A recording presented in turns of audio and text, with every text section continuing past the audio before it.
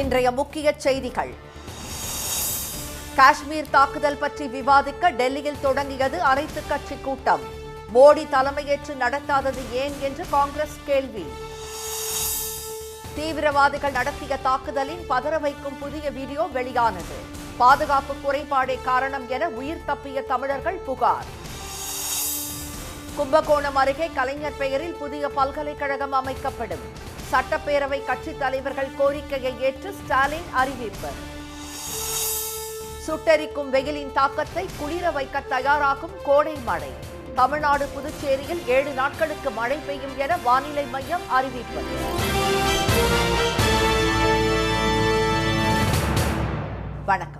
வணக்கம். பெஹல்காம் தீவிரவாத தாக்குதல் தொடர்பாக அடுத்த கட்ட நடவடிக்கை குறித்து விவாதிக்க டெல்லியில் அனைத்துக் கட்சி கூட்டம் இன்னும் சற்று நேரத்தில் தொடங்குகிறது. ஜம்மு காஷ்மீரின் பெஹல்காம் அருகே உள்ள பைசரன் பள்ளத்தாக்கில் தடை செய்யப்பட்ட லஷ்கர்-இ தொய்பா என்ற பயங்கரவாத அமைப்பின் நிழல் அமைப்பான தி ரெசிஸ்டன்ஸ் ஃப்ரண்ட் நேற்று முன்தினம் நடத்திய பயங்கரவாத தாக்குதலில் 26 பேர் கொல்லப்பட்டனர். பலர் படுகாயமடைந்தனர். தாக்குதல் நடத்திய 6 பயங்கரவாதிகளை தேடும் பணியில் ராணுவம் தீவிரம் காட்டி வருகிறது. இந்நிலையில் பிரதமர் திரு மோடி தலைமையில் நேற்று நடைபெற்ற பாதுகாப்புத்துறைக்கான அமைச்சரவை குழு கூட்டத்தில் சிந்து நதி நீர் ஒப்பந்தத்தை நிறுத்தி வைப்பது உள்ளிட்ட 5 முக்கிய முடிவுகள் எடுக்கப்பட்டு டெல்லியில் உள்ள பாகிஸ்தானிற்கான தூதர் சாத் அகமது வராய்சாயிடம் வழங்கப்பட்டதாக தகவல் வெளியாகியுள்ளன. இந்த கூட்டத்திற்கு பின் செய்தியாளர்களிடம் பேசிய இந்திய வெளியுறவுத்துறை செயலாளர் திரு விக்ரம் மிஸ்ரி, டெல்லியில் உள்ள இந்தியாவிற்கான பாகிஸ்தான் தூதரகத்தில் பணியாற்றும் அந்நாட்டு ராணுவ, கடற்படை மற்றும் விமானப்படை சேவை ஆலோசகர்களுக்கு இனிமேல் பணிபுரிய அனுமதி இல்லை என தெரிவிக்கப்பட்டுள்ளதாக கூறினார். இந்தியாவை விட்டு 1 வாரத்திற்குள் அவர்கள் வெளியேற வேண்டும் என கெடு விதிக்கப்பட்டுள்ளதாக அவர் தெரிவித்தார். இதேபோல இஸ்லாமாபாத்தில் உள்ள இந்திய தூதரகத்தில் பணியாற்றும் இந்திய ராணுவ, கடற்படை மற்றும் விமானப்படை ஆலோசகர்களும் அவர்களுக்கு உதவி புரிந்த 5 ஊழியர்களும் திரும்பப் பெறப்படுவதாகவும் திரு மிஸ்ரி கூறினார். தூதரகத்திற்கான இந்த பணியிடங்கள் ரத்து செய்யப்படுவதாகவும் அவர் தெரிவித்தார். இதற்கிடையே பெஹல்காம் தாக்குதல் தொடர்பாக அடுத்த கட்ட நடவடிக்கை குறித்து ஆலோசிக்க அனைத்துக் கட்சி கூட்டத்திற்கு மத்திய அரசு அழைப்பு விடுத்துள்ளது. பாதுகாப்புத்துறை அமைச்சர் திரு ராஜ்நாத் சிங் தலைமையில் இன்று மாலை 6 மணிக்கு இந்த கூட்டம் நடைபெறும் என அறிவிக்கப்பட்டிருக்கும் நிலையில் நாட்டையே அதிர்ச்சிக்குள்ளாக்கிய முக்கிய பிரச்சினை குறித்த கூட்டத்தை பிரதமர் திரு மோடி தலைமையில் நடத்த வேண்டும் என காங்கிரஸ் வலியுறுத்தியுள்ளது. ஆனால் பீகார் மாநிலத்தில் மதுபானி நகரில் நடைபெற்ற நிகழ்ச்சியில் திரு மோடி கலந்து கொண்டுள்ளார். அங்கு பேசிய அவர், பெஹல்காம் பயங்கரவாத தாக்குதலுக்கு காரணமானவர்கள் கற்பனைக்கும் எட்டாத அளவிற்கு தண்டிக்கப்படுவார்கள் என்று கூறினார். From the soil of Bihar, I say to the whole world, India will identify, track and punish every terrorist and their backers. இதனிடையே சிந்து நதி நீரை தடுத்தால் கடும் நடவடிக்கை எடுக்கப்படும் என்று எச்சரித்துள்ள பாகிஸ்தானில் உள்ள இந்தியர்கள் அனைவரும் 48 மணி நேரத்தில் வெளியேற வேண்டும் என்று கெடு விதித்ததுடன் இந்திய விமானங்கள் பாகிஸ்தான் வான்பரப்பில் பறப்பதற்கும் தடை விதித்துள்ளது. மேலும் இந்தியாவுடனான வாகா எல்லை மூடப்பட்டு அனைத்து விதமான வர்த்தக நடவடிக்கைகளுக்கும் தடை விதிக்கப்படுவதாகவும் பாகிஸ்தான் அறிவித்துள்ளது. ராணுவ நடவடிக்கையாக கராச்சியில் ஏவுகணை சோதனையையும் இன்றும் நாளையும் அந்நாடு நடத்துகிறது. இதற்கிடையே அமெரிக்க வெளியுறவுத்துறை விடுத்துள்ள பயண எச்சரிக்கையில் ஜம்மு காஷ்மீர் யூனியன் பிரதேசத்தில் பயங்கரவாத தாக்குதல்கள் மற்றும் உள்நாட்டு வன்முறைக்கு வாய்ப்புள்ளதால் அமெரிக்கர்கள் யாரும் ஜம்மு காஷ்மீருக்கோ அல்லது இந்திய பாகிஸ்தான் எல்லை பகுதிகளுக்கோ செல்ல வேண்டாம் என தெரிவிக்கப்பட்டுள்ளது. காஷ்மீரில் சுற்றுலா பயணிகள் மீது தீவிரவாதிகள் நடத்தும் தாக்குதல் வீடியோ ஒன்று புதிதாக வெளியாகியுள்ள நிலையில் பாதுகாப்பு குறைபாடே உயிரிழப்பிற்கு காரணம் என உயிர் தப்பி வந்த தமிழர்கள் தெரிவித்துள்ளனர். பகல்காமில் நேற்று முன்தினம் தீவிரவாதிகள் நடத்திய துப்பாக்கிச் சூட்டில் வெளிநாட்டினர் 2 உட்பட 28 பேர் பலியாகினர். இந்த சம்பவம் நாடு முழுவதும் கடும் அதிர்வலைகளை ஏற்படுத்திய நிலையில் பகல்காமில் சுற்றுலா பயணிகள் மீது தீவிரவாதிகள் நடத்திய துப்பாக்கிச் சூடு சம்பவத்தின் புதிய வீடியோ ஒன்று இன்று வெளியாகி பதற வைத்துள்ளது. அதில் அதில் புல்வெளி பகுதியில் அமர்ந்திருப்பவர்களை தீவிரவாதிகள் கண்மூடித்தனமாக சுட்டுக் கொல்லும் காட்சிகள் இடம்பெற்று அதிர வைத்துள்ளன.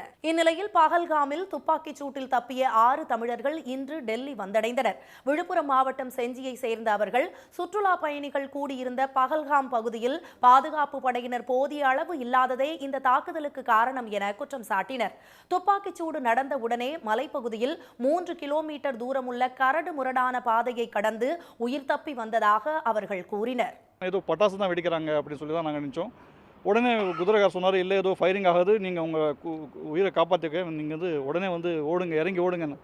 இருக்கிறது மேலே மலையில் நாங்கள் எப்படி ஓடுறதுன்னு கேட்கும்போது, உயிரை காப்பாற்றிக்கணுன்னா நீங்கள் ஓடுங்கன்னாரு. அந்த எந்த மேடு பள்ளம் பார்க்கல, கல் முள் பார்க்கல. அந்த 3 கிலோமீட்டர் மலையை ஓடியே நாங்கள் கீழே இறங்கணும். இறங்கிட்டு ஹோட்டலுக்கு வந்தப்புறம் தான் எங்களுக்கு ஒரு நிம்மதி கிடைச்சது. பகல்காம் துப்பாக்கிச் சூடு நடந்து அரை மணி நேரம் கழித்தே பாதுகாப்பு படையினர் அந்த இடத்திற்கு வந்ததாகவும் தமிழக சுற்றுலா பயணிகள் தெரிவித்தனர். இந்நிலையில் விமானம் மூலம் சென்னைக்கு அழைத்து வரப்பட்ட 73 பேரையும் அயலக தமிழர் நலன் மற்றும் மறுவாழ்வுத்துறை அதிகாரிகள் வரவேற்றனர். பின்னர் அவர்களுக்கான ஏற்பாடு செய்யப்பட்ட சிறப்பு வாகனங்களில் அனைவரும் சொந்த ஊர்களுக்கு அனுப்பி வைக்கப்பட்டனர். முத்தமிழ் அறிஞர் கலைஞர் பெயரில் கும்பகோணத்தில் பல்கலைக்கழகம் அமைக்கப்படும் என்று முதலமைச்சர் திரு மு க ஸ்டாலின் அறிவித்துள்ளார். சட்டப்பேரவையில் இன்று முன்னாள் முதலமைச்சர் கலைஞர் பெயரில் பல்கலைக்கழகம் அமைக்க வலியுறுத்தி அதிமுகவை தவிர்த்து அனைத்து சட்டப்பேரவை கட்சிகளின் தலைவர்கள் சார்பில் சிறப்பு கவன ஈர்ப்பு தீர்மானம் கொண்டு வரப்பட்டது. அதில் பேசிய காங்கிரஸ் எம்எல்ஏ திரு செல்வ பெருந்தகை, மாநில சுயாட்சியை 50 ஆண்டுகளுக்கு முன்பே பேசிய கலைஞர் பெயரில் தமிழ்நாட்டில் பல்கலைக்கழகம் அமைக்க வேண்டும் என்று கேட்டுக்கொண்டார். பாமக சட்டப்பேரவை குழு தலைவர் திரு ஜி கே மணி, ஏழை எளிய மாணவர்களுக்கு சீரான கல்வியை வழங்க வேண்டும் என்று நாட்டில் முதன்முறையாக சமச்சீர் கல்வியை கொண்டு வந்தவர் கலைஞர் என்றும் அவர் பெயரில் பல்கலைக்கழகம் அமைக்க எந்த தயக்கமும் தேவையில்லை என்றும் கூறினார். விசிக சட்டமன்ற குழு தலைவர் திரு சிந்தனை செல்வன், பல்கலைக்கழகமாகவே வாழ்ந்த மகத்தான சீர்திருத்தவாதியின் பெயரில் பல்கலைக்கழகம் அமைக்கப்பட வேண்டும் என்றும், மார்க்சிஸ்ட் கட்சியின் சட்டமன்ற குழு தலைவர் திரு நாகை மாலி, கலைஞர் என்பது வெறும் சொல்லல்ல, ஒரு சரித்திரம் என்றும் தெரிவித்தனர். இந்திய கம்யூனிஸ்ட் கட்சி சட்டமன்ற குழு தலைவர் திரு தளி ராமச்சந்திரன், தமிழ் மொழிக்காக தமது வாழ்நாளை அர்ப்பணித்துக் கொண்ட கலைஞர் பெயரில் ஒரு பல்கலைக்கழகம் தொடங்க வேண்டும் என்றார். மனிதநேய மக்கள் கட்சியின் திரு ஜவாஹிருல்லா, மருத்துவ மற்றும் பொறியியல் படிப்புகளுக்கு நுழைவுத் தேர்வை நீக்கியவர் கலைஞர் என புகழாரம் சூட்டியதுடன் சென்னை பல்கலைக்கழகத்திற்கு கலைஞர் பெயரை சூட்ட வேண்டும் என்று வலியுறுத்தினார். கொங்குநாடு மக்கள் தேசிய கட்சியின் திரு ER ஈஸ்வரன், தமிழகத்தில் டைடல் பூங்கா கொண்டு வந்த கலைஞர் பெயரில் ஈரோட்டில் பல்கலைக்கழகம் உருவாக்க வேண்டும் என்றும், தமிழக வாழ்வுரிமை கட்சி தலைவர் வேல்முருகன், தமிழ் சமூகத்தின் தலைமையிடமான சென்னையில் கலைஞருக்கு பல்கலைக்கழகம் அமைக்க வேண்டும் என்றும் கூறினார். இதையடுத்து பேசிய முதலமைச்சர் திரு ஸ்டாலின், நாட்டிலேயே முதன்மை கல்வி நிலையங்களாக தமிழ்நாட்டு கல்வி நிலையங்கள் ஏற்பட முக்கிய காரணமான கலைஞர் பெயரில் விரைவில் கும்பகோணத்தில் பல்கலைக்கழகம் ஏற்படுத்தப்படும் என்றும் எந்தவித தயக்கமும் இன்றி இதனை அறிவிப்பதாகவும் கூறினார். கல்வியினுடைய வளர்ச்சிக்கு பாடுபட்டிருக்கக்கூடிய பல்வேறு திட்டங்களை உருவாக்கி தந்திருக்கக்கூடிய நம்முடைய தலைவர் கலைஞர் அவர்கள் எல்லோரும் குறிப்பிட்டதைப் போல பல்கலைக்கழகங்களுக்கெல்லாம் ஒரு பல்கலைக்கழகமாக விளங்கி கொண்டிருக்கக்கூடிய நம்முடைய முத்தமிழங்க தலைவர் கலைஞர் அவர்களுக்கு கலைஞர் பெயரால் கும்பகோணத்தில் விரைவில் பல்கலைக்கழகம் ஏற்படுத்தப்படும். மீண்டும் சொல்லுகிறேன், எந்தவித தயக்கமின்றி இதை சொல்லுகிறேன் என்று சொல்லி நான் அமைகிறேன்.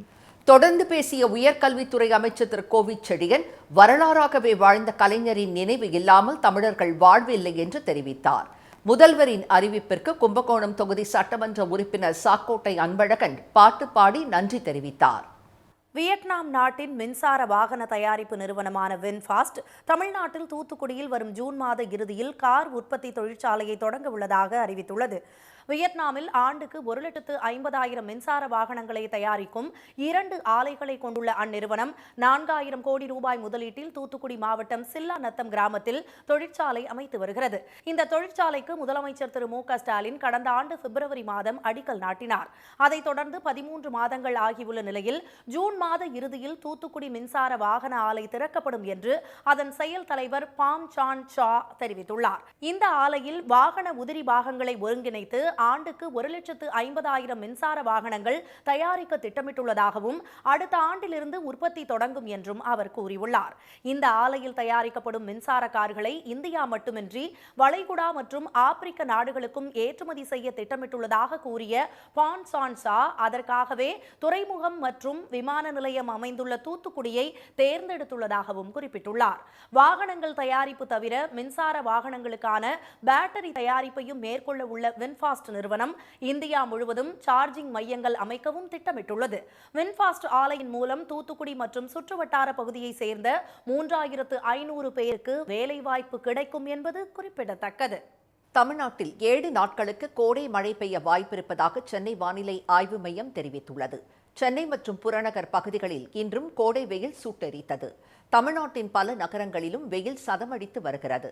இதனிடையே மேற்கு தொடர்ச்சி மலையை ஒட்டிய பகுதிகளில் தொடர்ந்து பெய்து வரும் கனமழையால் கன்னியாகுமரி மாவட்டத்தில் உலக்கை அருவியில் காட்டாற்று வெள்ளம் கரை புரண்டது. அருவியின் அருகே பெருந்தலைக்காடு பகுதியில் வெள்ளம் புகுந்ததால் அப்பகுதியில் சாகுபடி செய்யப்பட்டிருந்த சுமார் 4,000 வாழை மரங்கள் நீரில் அடித்துச் செல்லப்பட்டன.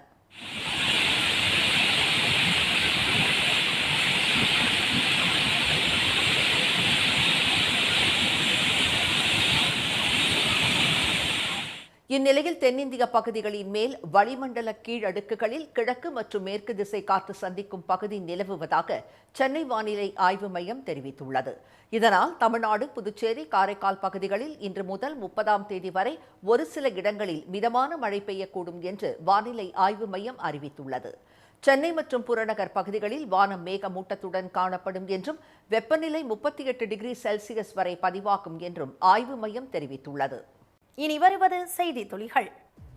கொடநாடு கொலை கொள்ளை வழக்கு தொடர்பாக 2வது குற்றவாளியாக சேர்க்கப்பட்டுள்ள சயானிடம் சிபிசிஐடி போலீசார் 2வது முறையாக விசாரணை நடத்தினர். கடந்த 2017ஆம் ஆண்டு நடந்த கொடநாடு கொலை கொள்ளை வழக்கின் முக்கிய குற்றவாளி கனகராஜ் சாலை விபத்தில் உயிரிழந்த நிலையில் இவ்வழக்கில் தொடர்புடைய சயான், வாளையாறு மனோஜ் உள்ளிட்ட 12 பேரை போலீசார் கைது செய்தனர். இதுவரை கொடநாடு எஸ்டேட் மேலாளர் நடராஜன், ஜெயலலிதா முதல்வராக இருந்தபோது பணியாற்றிய பாதுகாப்பு அதிகாரிகள், ஜெயலலிதாவின் வளர்ப்பு மகன் சுதாகரன், கொடநாடு எஸ்டேட் காவலாளிகள் உள்ளிட்ட 250 பேரிடம் சிபிசிஐடி போலீசார் விசாரணை நடத்தி வாக்குமூலங்களை பதிவு செய்துள்ளனர்.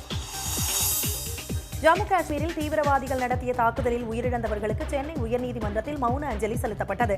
தலைமை நீதிபதி திரு KR ஸ்ரீராம் உத்தரவின்படி சென்னை உயர்நீதிமன்ற நீதிபதிகள், வழக்கறிஞர்கள் மற்றும் நீதிமன்ற ஊழியர்கள் ஆகியோர் பிற்பகல் 1 மணி அளவில் ஆங்காங்கே பணிபுரியும் இடத்தில் இருந்தவாறு 2 நிமிடங்கள் மௌன அஞ்சலி செலுத்தினர்.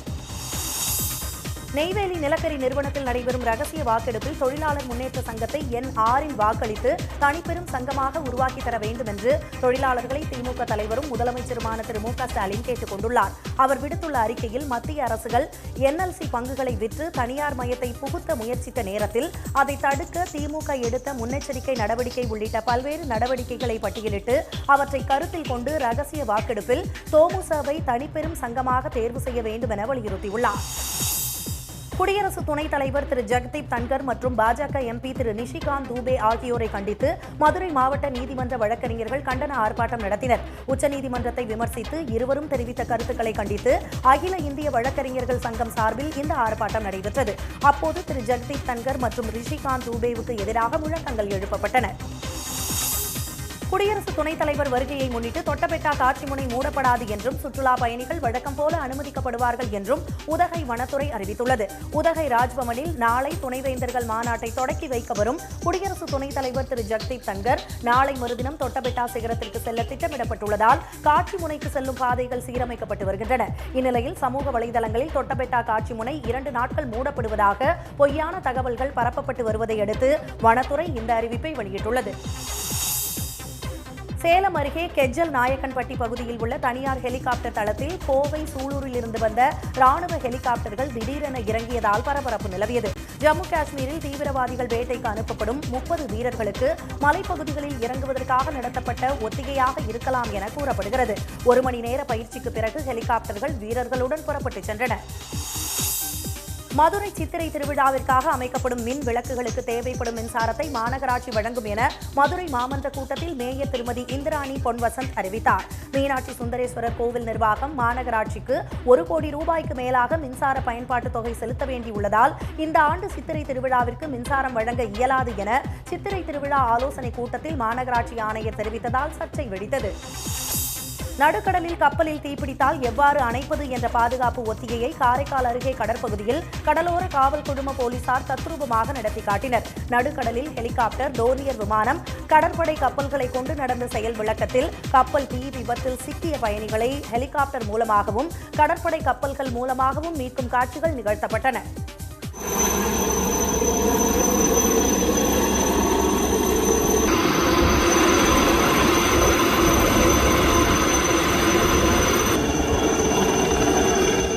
காரைக்கால் துறைமுகத்திலிருந்து சௌரியா கப்பல் மூலம் நாகை, காரைக்கால், மயிலாடுதுறை பகுதிகளின் ஆட்சியர்கள், துறைமுக அதிகாரிகள், சுங்கத்துறை அதிகாரிகள் இந்த பிரம்மாண்ட பாதுகாப்பு ஒத்திகை நிகழ்ச்சியை பார்வையிட்டனர். நீலகிரி மாவட்டத்தில் கோடை சீசன் தொடங்கியுள்ள நிலையில் மலை ரயிலை வாடகைக்கு எடுத்து கோவை தனியார் கல்லூரி மாணவர்கள் சுற்றுலா அழைத்துச் செல்லப்பட்டனர். கோவை தனியார் பொறியியல் கல்லூரி நிர்வாகம் சார்பில் அனைத்து மாவட்டத்திலிருந்தும் மாணவ மாணவியர்களுக்கு கட்டுரை போட்டி நடத்தப்பட்டு முதல் இடத்தை பிடித்த 90 மாணவ மாணவிகள் இந்த சுற்றுலாவில் பங்கேற்றுள்ளனர். மேட்டுப்பாளையத்திலிருந்து குன்னூர் வரை நீலகிரி மலை ரயிலில் பயணித்த அவர்கள் இயற்கையை ரசித்தவாறு குன்னூர் சென்றடைந்தனர். இன்றைய வர்த்தக முடிவில் மும்பை பங்குச்சந்தை குறியீட்டு எண் சென்செக்ஸ் 315 புள்ளிகள் குறைந்து 79,801 புள்ளிகளாக இருந்தது. தேசிய பங்குச்சந்தை குறியீட்டு எண் நிப்டி 82 புள்ளிகள் சரிந்து 24,245 புள்ளிகளாக நிறைவு பெற்றது. சென்னையில் இன்று ஆபரண தங்கம் விலை சவரனுக்கு 80 ரூபாய் குறைந்து சவரன் 72,040 ரூபாயாகவும் 1 கிராம் 9,005 ரூபாயாகவும் உள்ளது. வெள்ளி விலை மாற்றமின்றி 1 கிராம் 111 ரூபாயாக உள்ளது. மீண்டும் இன்றைய முக்கிய செய்திகள். பஹல்காம் தீவிரவாத தாக்குதல் தொடர்பாக அடுத்த கட்ட நடவடிக்கை குறித்து விவாதிக்க டெல்லியில் அனைத்துக் கட்சி கூட்டம் நடைபெற்று வருகிறது. காஷ்மீரில் சுற்றுலா பயணிகள் மீது தீவிரவாதிகள் நடத்தும் தாக்குதல் வீடியோ புதிதாக வெளியாகியுள்ள நிலையில் பாதுகாப்பு குறைபாடே உயிரிழப்பிற்கு காரணம் என உயிர் தப்பி வந்த தமிழர்கள் தெரிவித்துள்ளனர். சட்டப்பேரவை கட்சி தலைவர்கள் கோரிக்கையை ஏற்று கலைஞர் பெயரில் கும்பகோணத்தில் பல்கலைக்கழகம் அமைக்கப்படும் என்று முதலமைச்சர் ஸ்டாலின் அறிவித்துள்ளார். இத்துடன் இந்த செய்திகள் நிறைவடைந்தன. மீண்டும் சன் டிவியில் செய்திகள் நாளை காலை 7:30 மணிக்கு. செய்திகளை உடனுக்குடன் தெரிந்து கொள்ள QR கோடை ஸ்கேன் செய்து சன் நியூஸ் வாட்ஸ்அப் சேனலில் இணைந்திருங்கள். வணக்கம். வணக்கம்.